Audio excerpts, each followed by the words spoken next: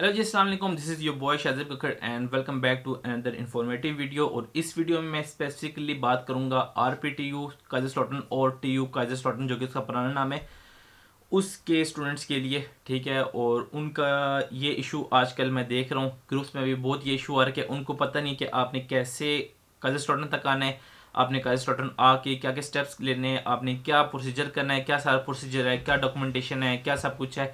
तो उसके लिए स्पेसिफिक वीडियो है। तो लेट्स स्टार्ट द वीडियो। और स्टेप बाय स्टेप मैं चलूँगा। हर स्टेप में मैं आपको बताऊँगा, एक स्टेप मेन स्टेप का नाम होगा और उसके अंदर क्या क्या चीज़ें करनी है वो बताऊँगा। ठीक है। तो हम चलते हैं स्टेप नंबर 1 पे, यानी कि फ्रैंकफर्ट एयरपोर्ट पे। तो फ्रैंकफर्ट एयरपोर्ट हमारा स्टेप नंबर 1 है। और आप अब फ्रैंकफर्ट एयरपोर्ट आप पहुंचे हैं। फ्रैंकफर्ट एयरपोर्ट पहुंचने से पहले आपने क्या करना है और फ्रैंकफर्ट एयरपोर्ट पहुंचने के बाद क्या करना है। अच्छा, फ्रैंकफर्ट एयरपोर्ट पहुंचने से पहले आपने ये करना है कि बान.de और डीबी नेविगेटर के नाम से एक ऐप है, उससे आपने ट्रेन बुक करानी है। आपकी फ़्लाइट टाइमिंग से लेके आपकी जो ट्रेन की टाइमिंग्स है उनमें तकरीबन 3 से 4 घंटे मिनिमम डिफरेंस होना चाहिए, क्योंकि एयरपोर्ट से निकलते निकलते डीबी जो उनका स्टेशन है वहाँ तक पहुँचते हुए 2-1 घंटे तो लग जाते हैं। ठीक है। अच्छा, आपने ऐप या उसके थ्रू बुक कैसे कराना है। सिंपल, आपने फ्रैंकफर्ट एम फ्लूक स्टेशन से लेके काइजरस्लॉटन एचबीएफ की ट्रेन बुक करानी है। ठीक है। ऑनलाइन सारी पेमेंट होगी, सब कुछ ऑनलाइन होगा, आपको एक डिजिटल टिकट मिल जाएगा। वो हमने बुक करा ली, 3 घंटे या 4 घंटे का डिफरेंस रख के बुक करा ली। अब हम फ्रैंकफर्ट एयरपोर्ट पे आप उतरे हैं। फ्रैंकफर्ट एयरपोर्ट उतरने के बाद सबसे पहले आपने क्या करना है, एग्जिट स्टैंप लगवानी है उनसे पासपोर्ट के ऊपर कि आप इस डेट को आप एग्जिट हुए हैं, इंटर हुए हैं फ्रैंकफर्ट के अंदर। ठीक है। आपने स्टैंप लगवा ली। सेकंड चीज़ जो आएगी इसके अंदर वो होगा आपने बैगेज क्लेम करना है। अब बैगेज क्लेम करने के लिए आपको कोई चीज़ डॉक्यूमेंट वगैरह तो रिक्वायर्ड नहीं है, लेकिन बैगेज जब आपने क्लेम करना है तो आपको ट्रॉली लाजमी रिक्वायर्ड होगी, क्योंकि बैगेज आप ट्रॉली के थ्रू ही बाहर लेके जाएंगे, इस तरह वैसे हाथ के थ्रू तो लेके नहीं जाएंगे। तो ट्रॉली के लिए आपको €1 चाहिए, और €1 जो है ना वो आप कैश में नहीं दे सकते, तो वहाँ पे आपको कार्ड चाहिए, एटीएम कार्ड आपको रिक्वायर्ड होगा। ठीक है। तो ये सेकंड चीज़ है कि आपको बैगेज क्लेम के लिए एटीएम कार्ड रिक्वायर्ड है बैगेज क्लेम करने के बाद ट्रॉली के लिए। थर्ड चीज़ आती है कि आपने डीबी जो स्टेशन है वहाँ तक कैसे पहुँचना है। तो एयरपोर्ट के ही सेकंड फ्लोर से आपका डीबी के लिए पुल ब्रिज ब्रिज जाता है, और आपने ब्रिज के थ्रू आपने रोड क्रॉस करनी है, क्योंकि रोड क्रॉस करने का और कोई तरीका नहीं है। तो ब्रिज के थ्रू आप रोड क्रॉस करके सामने डीबी के स्टेशन में एंटर हो जाएंगे। उसके बाद फोर्थ चीज़ इसके अंदर आ रही है कि बेसमेंट में आपका टर्मिनल है जहाँ पे आपकी ट्रेन जाएंगी। तो आपने अपना टर्मिनल नंबर देख लेना, और वो मोस्टली टर्मिनल्स जो है ना वो बेसमेंट में ही है। एलिवेटर के थ्रू आप नीचे जाएंगे बेसमेंट में, और वहाँ से आपको ट्रेन मिलेगी आपके टाइम के ऊपर। और बाकी जो कुछ लोग को कन्फ्यूजन है कि शायद जो आपका लगेज है बहुत ज़्यादा है या वो कम है, तो वो कोई मसला तो नहीं होगा। तो कोई मसला नहीं है, ट्रेन के अंदर काफ़ी जगह होती है, बैग रखने के लिए स्पेसिफिक जगह बनी हुई है, तो वो कोई इशू नहीं है। ये हमारा हुआ एक पॉइंट। पॉइंट नंबर 1 हुआ कि फ्रैंकफर्ट एयरपोर्ट, और फ्रैंकफर्ट एयरपोर्ट पे हमने क्या कम करना है। सेकंड पॉइंट है काइजरस्लॉटन एचबीएफ, यानी कि काइजरस्लॉटन का जो हॉफ स्टेशन है, आप ट्रेन स्टेशन में पहुंचे हैं। वहां से आगे आपने क्या करना है, आपने वहां से ये करना है कि सबसे पहले बस स्टेशन पे जाना है, क्योंकि मोस्टली लोग की जो अकोमोडेशन है वो थोड़ी दूर होगी स्टेशन से।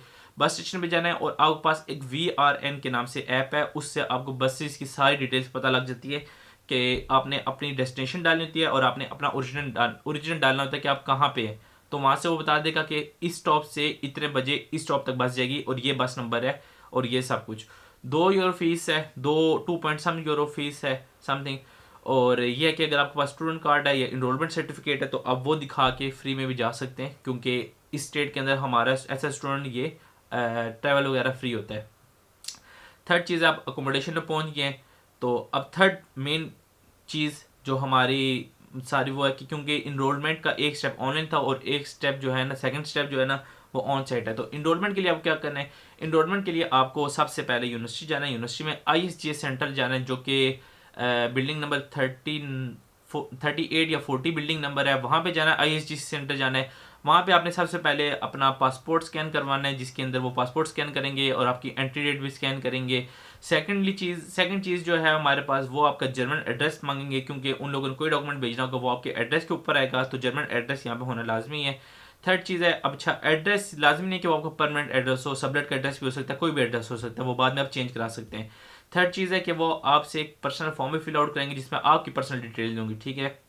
उसके बाद आपकी इनरोलमेंट हो जाएगी और आपको कहा जाएगा कि 3 से 4 दिनों के अंदर आपको मेल आ जाएगी। अगर नहीं भी कहा जाता तो मैं आपको बता रहा हूँ 3 से 4 दिनों के अंदर आपको मेल आ जाएगी, जिस मेल में आप कहा जाएगा कि आप आके अपना जो कार्ड है, स्टूडेंट कार्ड है, आप कलेक्ट कर लें बिल्डिंग नंबर 39 से, ठीक है। तो वो आप बाद में कलेक्ट कर लीजिएगा। अच्छा, ये थर्ड पॉइंट हमारे इनरोलमेंट का था। फोर्थ पॉइंट है हमारे इंश्योरेंस का। अगर आपके पास टीके या एओके इन दोनों में से कोई एक इंश्योरेंस है, इंश्योरेंस कंपनी इससे आपने इंश्योरेंस कराई है, तो इनके ऑफिस यूनिवर्सिटी के अंदर भी हैं, लेकिन अगर आपने किसी और से कराई तो कोई इशू नहीं है। आप उनको ईमेल करें और इंश्योरेंस के ऑफिस वैसे चले जाएं और उनको बताएं कि हम आ गए हैं और आपने इंश्योरेंस एक्टिवेट करानी है, ठीक है। इंश्योरेंस एक्टिवेट कराने के लिए वो आपसे आपका एड्रेस मांगेंगे, आपकी एक बायोमेट्रिक पिक्चर मांगेंगे, ठीक है, आपकी इंश्योरेंस एक्टिवेट कर देंगे। और सेकेंडली अगर तो आपका बैच पिछले वाला, जैसे मेरा अक्टूबर वाला बैच था और मैं आया फरवरी में हूँ, ठीक है, तो उनको आपने बताना है कि आपका बैच जो है वो वाला बैच था, आपकी इंश्योरेंस वहाँ से उस टाइम से एक्टिवेट हुई हुई है, उस टाइम से आपने कराई हुई है। और उनको बताना है कि ड्यू टू कोविड हम लेट हैं, हमारा वीज़ा प्रोसेस लेट है, और उनको बताना कि अक्टूबर से लेके फरवरी या मार्च तक जो इंश्योरेंस की पेमेंट बनती है 700 यूरोस प्लस बनती है, वो वेव ऑफ की जाए, क्योंकि हमारी एंट्री जो है ना वो अभी हुई है, हम अभी जर्मनी में हैं। तो उसके लिए वो ऐसा प्रूफ आपका जो एग्जिट स्टैम्प आपने लगवाई थी एयरपोर्ट के ऊपर वो मांगेंगे, और आपने उनको अपना पासपोर्ट देना है, वो उसको स्कैन कर लेंगे और वो आपका वेव ऑफ करके आपके एड्रेस के ऊपर आपका जो बिल होगा इंश्योरेंस का कि आपके जो पैसे कटने हैं वो आपको आपके जर्मन एड्रेस के ऊपर भेज दिया जाएगा, ठीक है। ये फोर्थ पॉइंट हो गए। फिफ्थ पॉइंट ये है कि जो कि सबसे बड़ा आजकल स्टूडेंट्स का इशू है वो ये है कि सिटी रजिस्ट्रेशन, क्योंकि जर्मनी के अंदर अकोमोडेशन का बहुत बड़ा इशू है, अकोमोडेशन उनको मिलती नहीं है। तो अकोमोडेशन अब दो तरह की है, एक परमानेंट होती है और एक सबलेट होता है। अब परमानेंट भी दो तरह की होती है, या तो वो प्राइवेट होती है या स्टूडेंट डॉम्स होते हैं। सबलेट भी दो तरह के होते हैं, या तो वो प्राइवेट होंगे या फिर वो स्टूडेंट डॉम्स होंगे। स्टूडेंट डॉम्स भी दो तरह के होते हैं, एक लीगल होता है और एक इलीगल होता है। अच्छा, अगर हम बात की जाए परमानेंट की, तो परमानेंट का तो प्राइवेट हो या स्टूडेंट डॉम हो कोई इशू नहीं, क्योंकि कॉन्ट्रैक्ट आपके नाम पे होता है। सेकंड, अगर सबलेट की बात की जाए, तो आपके पास दो तरह के सबलेट होते हैं, जिसमें एक प्राइवेट होता है और एक आपके पास स्टूडेंट डॉम होता है। स्टूडेंट डॉम में आगे दो तरह की टाइप्स हैं, एक आपके पास लीगल होता है और एक होता है थोड़ा इलीगल टाइप का। अच्छा, लीगल ये होता है स्टूडेंट डॉम कि एक बंदा 6 मंथ के लिए जा रहा है कहीं पे इंटर्नशिप करने, कहीं दूसरी सिटी जा रहा है, कहीं और जा रहा है, तो वो लीगली तौर पे आपके नाम पे कॉन्ट्रैक्ट करवाता है कि मैं 6 मंथ्स के लिए इसको दे रहा हूँ। और वो तब पॉसिबल है कि अगर उस स्टूडेंट का खुद का कॉन्ट्रैक्ट में अभी टाइम पड़ा हो एक्सपायर होने में। सेकंड होता है इलीगल के 1-2 मंथ के लिए कोई बंदा आगे पीछे जा रही है, अपनी कंट्री जा रहा है, तो वो पीछे से आपको बगैर सिटी रजिस्ट्रेशन के कहता है कि आप मेरी जगह रह लो और मुझे 2 मंथ का रेंट दे देना। सबलेट के ऊपर एक होता है प्राइवेट सबलेट, होता है कि प्राइवेट स्टूडेंट डॉम्स नहीं होते, वो प्राइवेट कोई रूम होगा और वो लड़का ऐसे जा रहा है और वो आपको दे जाएगा। अच्छा, इसमें सिटी रजिस्ट्रेशन के चक्कर है, अगर तो परमानेंट आपके है तो परमानेंट में सिटी रजिस्ट्रेशन का इशू ही नहीं है कि आपने बस जाना है इनके सिटी सेंटर जाना है, वहाँ पे आपने जो इनका ऑफिस है वहाँ पे जाके उनको बताना है मेरे पास ये कॉन्ट्रैक्ट है और ये मेरा एड्रेस है, और वो सिटी आपके रजिस्टर कर देंगे। लेकिन अगर आपके पास सबलेट है, सबलेट का ये होता है कि अगर आपको सबलेट देने वाला राजी है तो वो एक केयर टेकर के फॉर्म होता है, केयर ऑफ का फॉर्म होता है, वो आपके साथ जाएगा सिटी ऑफिस में जाके, वो आपके साथ फिल करेगा और वो उनको बताएगा कि मैं इसका केयर टेकर हूँ और ये मेरा ऐसा सब टेनेंट है, और वो इसकी बेस पे भी आपका सिटी रजिस्ट्रेशन पॉसिबल हो जाती है। जब सिटी रजिस्ट्रेशन हो जाती है उसके बाद यह है कि आपको एक पेपर दे दिया जाता है सिटी रजिस्ट्रेशन का, जिसमें होता है कि आपकी सिटी रजिस्टर हो गई है। फिर यह कि एक टैक्स आईडी वगैरह भी अलॉट कर दी जाती है, जो कि कुछ दिनों में आपके जर्मन एड्रेस के ऊपर आ जाएगी। और टैक्स आईडी होती है कि आप जब कोई जॉब शॉप करते हो तो उसके लिए वो टैक्स आईडी यूज़ होती है। सिटी रजिस्ट्रेशन होगी, टैक्स आईडी वाला काम हो गया। अब हमारे पास आता है कि सिक्स पॉइंट जो हमारे पास आता है वो है बैंक अकाउंट, क्योंकि हम सब स्टूडेंट्स हैं, तो स्टूडेंट्स को अपना ब्लॉक अकाउंट ओपन करने के लिए बैंक अकाउंट की ज़रूरत पड़ती है। यहाँ बैंक अकाउंट बहुत तरह से हैं, लेकिन अब उसमें यह है कि अगर आपके पास सिटी रजिस्ट्रेशन है तब क्या पॉसिबिलिटी है, अगर सिटी रजिस्ट्रेशन नहीं है तब क्या पॉसिबिलिटी है ब्लॉक अकाउंट अर्जेंटली ओपन कराने के लिए, ठीक है।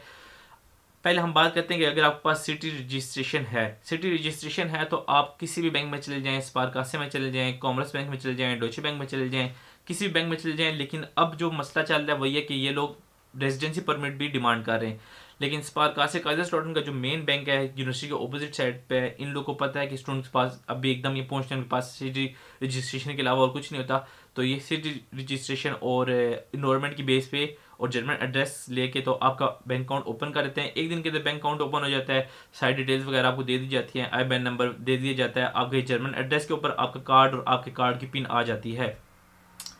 लेकिन अगर आपके पास इन केस सिटी रजिस्ट्रेशन नहीं है और आपने बैंक अकाउंट में पैसे मंगवाने कोरेकल के थ्रू, या आपका फेंटीबा है, कोरेकल है, या जो बैंक भी है आपने ब्लॉक अकाउंट के लिए यूज़ किया, तो उसके लिए क्या होगा कि उसके लिए यह कि आप अपना वाइस पे अकाउंट ओपन करा सकते हैं, जैसे जिसके थ्रू हम लोग अक्सर फीस वगैरह पे करते हैं, वाइस के थ्रू आप अकाउंट ओपन करा सकते हैं। वाइस पे अकाउंट ओपन कराएंगे, कोरेकल को वाइस की डिटेल देंगे तो वो भी चल जाएगा, लेकिन वो थोड़ा रिस्की है क्योंकि ऑनलाइन बैंक के थोड़े मसले होते हैं कि अगर वो ब्लॉक हो जाए फिर आप कहाँ पे उनको ढूंढेंगे। सेकंड, वाइस के अलावा जो आपके पास ऑप्शन है वो स्पार्क कासे का ही एक ऑप्शन है कि स्पार्क कासे में आपके पास एक ऑनलाइन बैंक भी होता है, जिसमें आपकी फिजिकल ब्रांच में तो वो नहीं होती लेकिन ऑनलाइन अकाउंट होता है, तो उसमें भी आप पैसे ट्रांसफर करा सकते हैं। खैर, पैसे कैसे ट्रांसफर करने हैं ये हमारा हो गया। पैसे कैसे ट्रांसफर करने हैं, 8वां पॉइंट है कोरेकल या फिंटीबा उनको मेल करनी है कि हम लोग पहुंच जाए हैं जर्मनी और हमें अपना अकाउंट अनब्लॉक करना है। वो आपको एक ईमेल एक लिंक देंगे, उस लिंक पे आपने ओपन करना है और लिंक पे आपने अपनी डिटेल्स वगैरह फिल आउट करनी है, अपने bank account German bank account की डिटेल्स डालनी है। सब कुछ डिटेल्स डालने के बाद सर्टिफिकेट डालना है एनरोलमेंट का, और सब जो जो डिटेल्स उनने मांगी होंगी वो सारी डालनी है। और उसके बाद ये कि आपका जो कोरेकल है वो आपको एक मेल करेगा, 3 से 5 दिनों में आपकी पेमेंट ट्रांसफ़र हो जाएगी और वो फिर 3 से 5 दिनों के अंदर आपके अकाउंट के अंदर ट्रांसफ़र हो जाएगी। और फिर ये है कि लेकिन अगर आप स्पार्क कासे यूज़ करें तो उसको रीलोड करना ऐप को, क्योंकि स्पार्क कासे में आपको पता नहीं लगता कि पेमेंट आई कि नहीं आई, तो उसको इस तरह करके स्क्रीन को रीलोड करना पड़ता है, और जब रीलोड होती है प्रॉपर तब आपको पता लगता है कि पेमेंट आई है कि नहीं आई। और कोरेकल आपको कोई मेल नहीं करता, कोरेकल आपको कोई मेल करके नहीं बताता कि हमने पेमेंट ट्रांसफ़र कर दिया या ये कर दिया, कुछ भी नहीं करता, तो इसलिए वो आपको खुद देखना पड़ेगा। तो उसके अलावा एक social service social security number होता है अक्सर, वो भी अगर आप वर्क के लिए जाएँ तो वो आपसे मांग लेते हैं, तो वो जो आपको है वो आपको आपके इंश्योरेंस कंपनी से मिलेगा, टेक केयर या AOK।